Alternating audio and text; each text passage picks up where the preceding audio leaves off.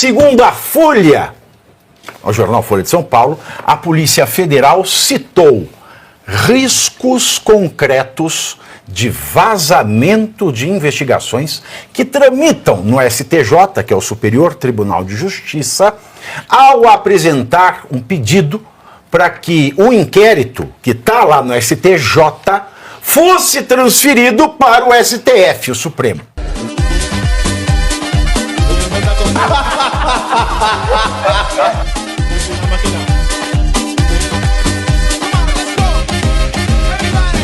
Segundo a Folha, o jornal Folha de São Paulo, a Polícia Federal citou riscos concretos de vazamento de investigações que tramitam no STJ, que é o Superior Tribunal de Justiça, ao apresentar um pedido para que o inquérito que está lá no STJ fosse transferido para o STF, o Supremo. No documento, que está obviamente sob sigilo, a Polícia Federal apontou a probabilidade de vazamento de informações de um caso que apura justamente o vazamento de operações policiais em gabinetes do STJ. O inquérito não investiga diretamente ministros do Superior Tribunal de Justiça. É em geral. No pedido de abertura de apuração, encaminhado ao ministro Cristiano Zanin, a Polícia Federal afirmou que, diante desse risco, essa Polícia Federal também é do riscado, né? Aspas para a Polícia Federal.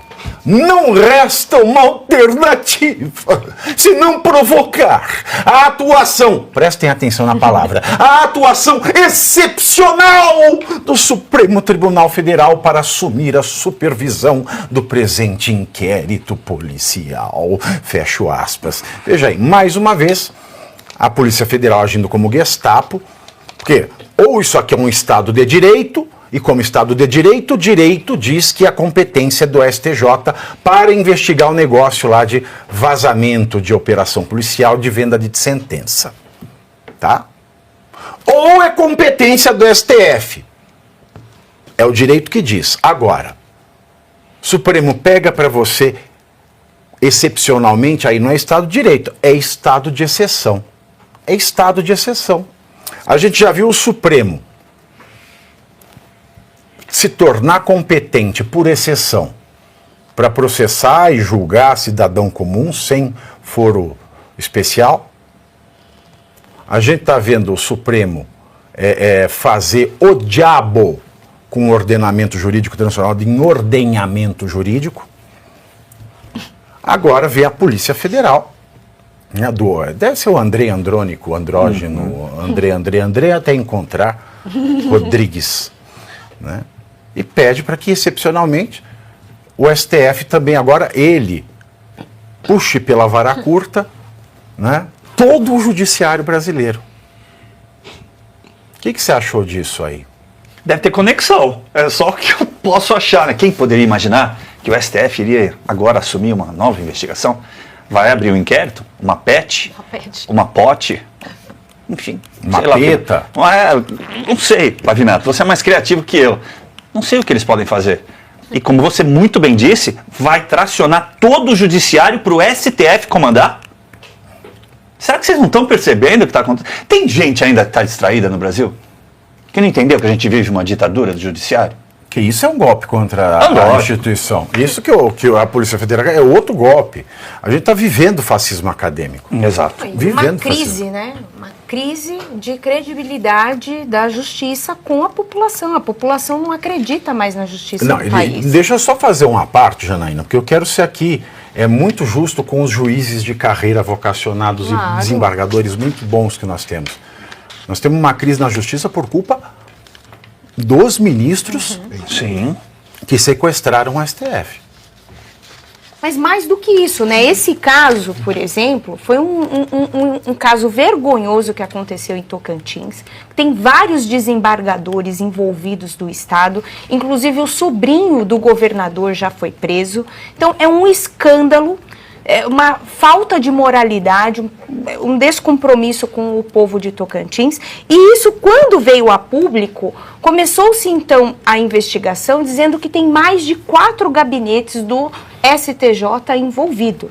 E quando a gente começa, então, a ver o vazamento de informações que são internas, que deveriam ser protegidas pelos funcionários, pela instituição, e aí vem o STJ, foi questionado pela Folha de São Paulo, o que ele falaria, né, em torno da investigação, da decisão de mandar para o STF. Olha, nós não falamos de processos em andamentos.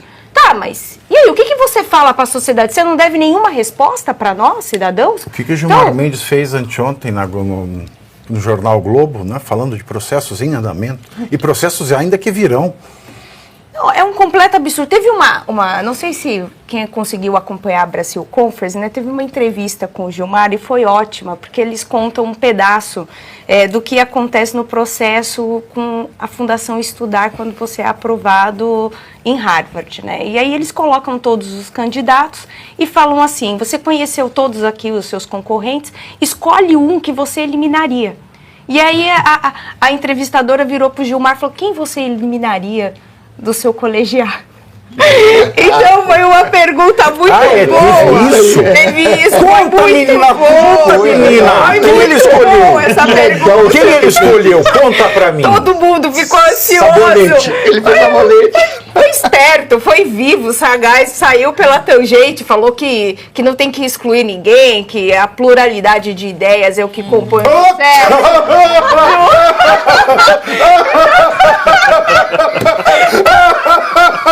É sério isso aí? Mas eu acho que a pergunta foi muito bacana e que trouxe realmente a reflexão de qual é a parte, né, da justiça que deve ficar, o que é que a gente precisa fazer para resgatar as nossas instituições, porque a gente está em crise, a gente tem um executivo que a gente não confia, que não tem a menor credibilidade, que a única solução que eles conseguem, além de aumentar o custo Brasil, de inchar a máquina pública, é taxar e aumentar impostos para a sociedade, além de fornecer asilo para corrupto. Comparsas deles, amigos da Odebrecht. Mas mais do que isso, que eles trazem uma reflexão que acabar com a Lava Jato, tudo bem, né? Porque são condenados com provas, com tudo mais. Agora dar a anistia para pessoas, para uma mãe que com um batom, ela não merece ser ouvida pelo Supremo Tribunal Federal. Quando a gente escuta, o Brasil já teve mais de 80 anistias. Então, a anistia ela é um ponto, mais de 90?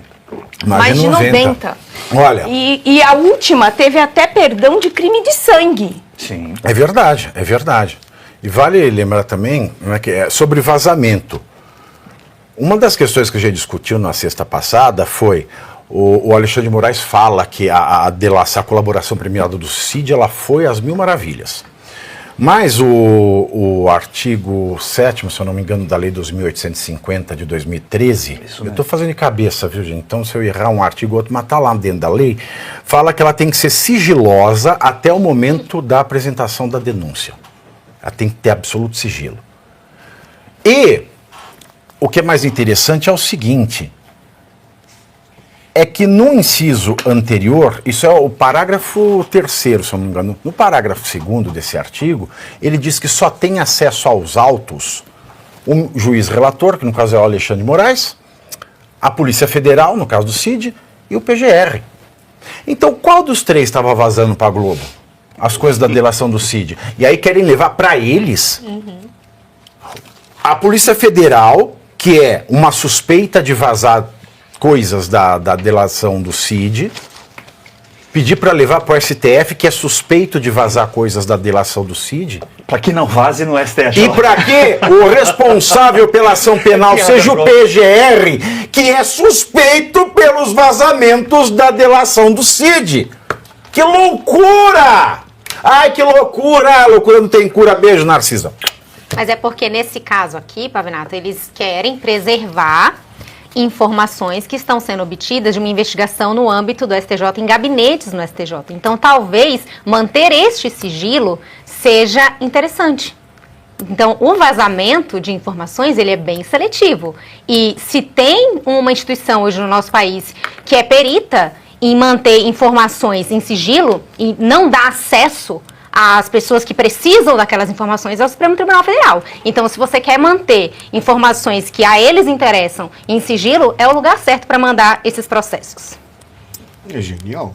Eu poderia fazer só uma. Deixa eu mandar um beijo antes do senhor falar. Quero mandar aqui um beijo e um abraço para o seu Zé Vitor, que está no Ceará e é pai da Ellen. Muito bem. Show de bola. A gente podia fazer um bolão com a pergunta. Foi legal você ter trazido da pergunta que fizeram para os barmaids. Mas tem no STF a gente também. podia fazer um bolão. Eu aposto no indicado do André Mendonça. Quem aqui apostaria que ele retiraria o André Mendonça? Eu também. É verdade. Eu Aquela também. pergunta que fizeram em Harvard. Provável. A pergunta É verdade. Eu apostaria no André Porque Mendonça. ele é o único que tem uma ideia diferente da dele, porque ele valoriza a ideia plural, e por isso, como ele valoriza a ideia plural, quem pensa diferente. Mas é uma lucubração irresponsável.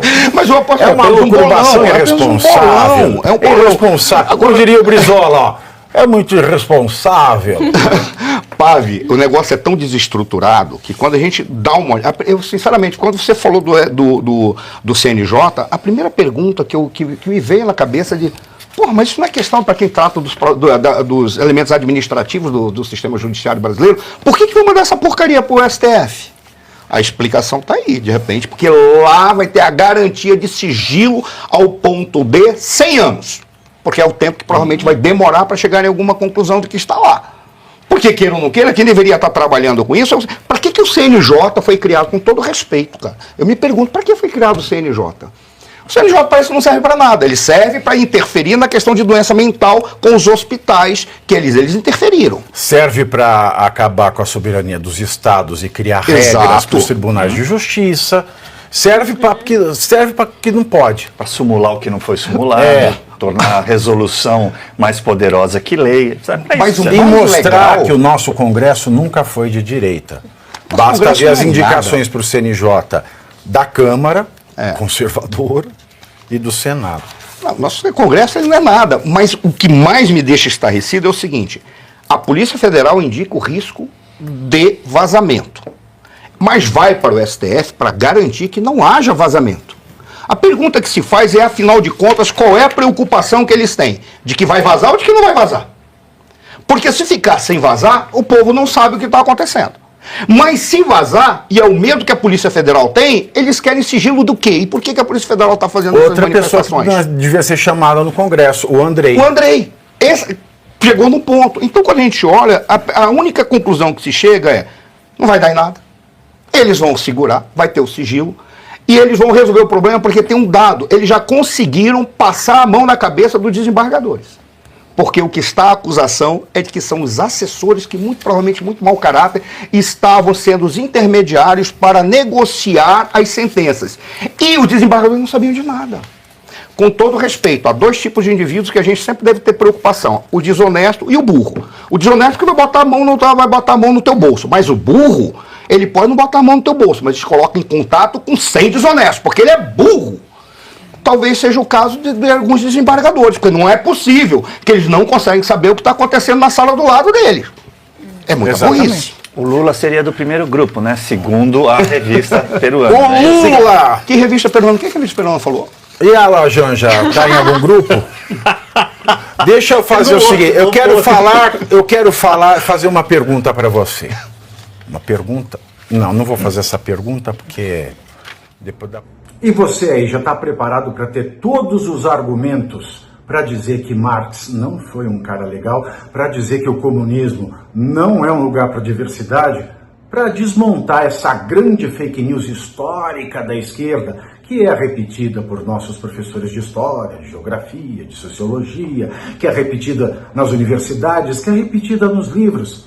Está preparado para dizer por que Marx não era um cara legal e por que todo marxista raiz também não é, e porque o comunismo é terrível. Você já leu nos anais de Marx? Pois é, Aqui nesse livro você vai encontrar tudo o que você precisa saber para responder aquele sabichão que diz que Marx é um cara legal, pois não é. Leia agora, Nos Anais de Marx, a trolha do comunismo transviado para encaçapar idiotes. À venda em todas as livrarias do Brasil, pelo site ou nas lojas físicas. Não deixe de ler.